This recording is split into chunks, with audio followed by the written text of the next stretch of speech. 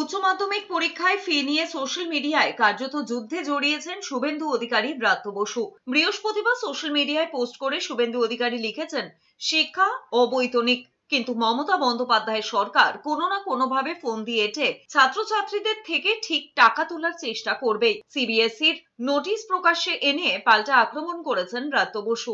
গত সপ্তাহে উচ্চ মাধ্যমিক পরীক্ষার প্রত্যেকটা সেমিস্টারের ফি বেঁধে দিয়েছে উচ্চ মাধ্যমিক শিক্ষা সংসদ। স্কুলগুলো সেমিস্টার পিছু পরীক্ষার্থীদের সর্বোচ্চ 70 টাকা নিতে পারবে, এমন নির্দেশিকা দেয় সংসদ। এরপরেই সেমিস্টার পিছু কয়েকটি স্কুলের বিরুদ্ধে মাত্রাতিরিক্ত ফি নেওয়ার অভিযোগ ওঠে। এরপরেই বিরোধী দলনেতা শুভেন্দু অধিকারী অভিযোগ করেছেন, ছাত্রছাত্রী এবং অভিভাবকদের বিভ্রান্ত করা হচ্ছে। পাল্টা পোস্টে শিক্ষামন্ত্রী ব্রাত্য বসু লিখেছেন, বিরোধী দলনেতা জনগণকে বিভ্রান্ত করার চেষ্টা চালাচ্ছেন।